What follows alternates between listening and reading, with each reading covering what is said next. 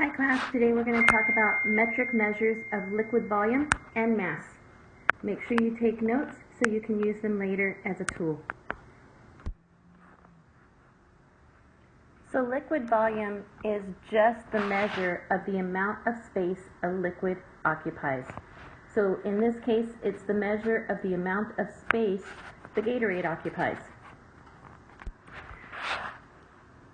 The basic metric unit of a liquid volume is a liter, right here in the middle. There are measurements that are smaller, and there are measurements that are larger than a liter. A kiloliter is equal to 1,000 liters. A hectoliter is equal to 100 liters. A deciliter is equal to 10 liters.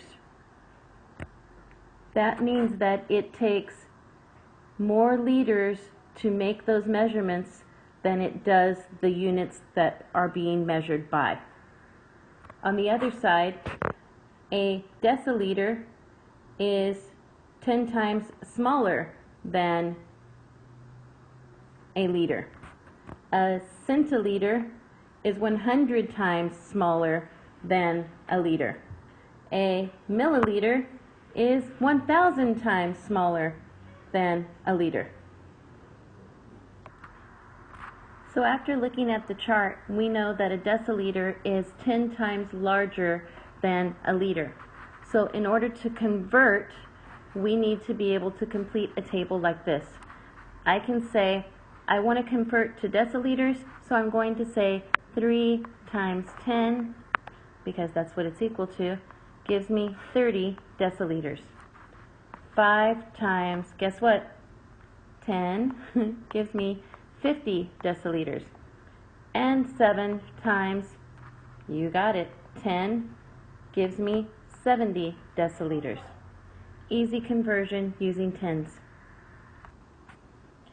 So let's convert liters to milliliters. We know that milliliters are worth 1,000 units, so we're just going to multiply by, you guessed it, 1,000. So 3 times 1,000 gives me 3,000 milliliters. 2 times 1,000 gives me 2,000 milliliters. And 1 times, you got it, 1,000 gives me 1,000 milliliters. Now let's try moving from kiloliters to liters. If 1,000 kiloliters equals 1 liter, how many kiloliters would be in 2 liters? We can say 2 times 1,000 gives me 2,000 kiloliters. What about 3 liters? We multiply it again by the base unit, a kilo, which is 1,000, and I have 3,000 kiloliters.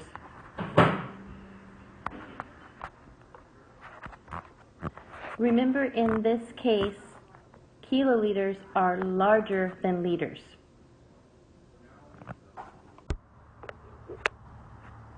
This is Mariah. Mariah's weight can change if she eats too much, but her mass today is going to stay the same, no matter what position she gets into. No matter what position Mariah is in, her mass does not change. It stays the same. But after she eats in and out, her weight will change. Weight and mass are not the same thing. Mass is the amount of matter in an object. Mass is constant. Believe it or not, scientists like to measure using mass instead of weight because it is more constant. So, just like liquid volume, just like measuring for length, the basic metric unit of mass is a gram. They all have a basic unit of measurement. Units of mass get smaller this way and larger this way. 1 kilogram is equal to 1,000 grams. 1 hectogram is equal to 100 grams. 1 decagram is equal to 10 grams.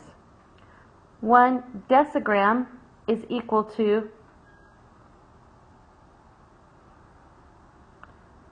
10 decigrams is equal to 1 gram. 100 centigrams is equal to 1 gram, and 1,000 milligrams is equal to 1 gram. So just like before, we're going to use a conversion table and we're going to convert grams to centigrams. Remember, this means 100, so 4 times 100 gives me 400 centigrams. 8 times 100 gives me 800 centigrams. 12 times 100 gives me 1,200 centigrams. So just like we talked before, kilo means 1,000.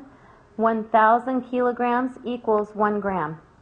So 2 grams is equal to 2 times 1,000, which gives me 2,000 kilograms. 3 kilograms, we'll multiply it by, you guessed it, 1,000, and I get, how much? 3,000 kilograms. Easy to use the conversion chart. Just look at the units and see what they are worth. Multiply, and you've got it. Enjoy measuring liquid volume and mass.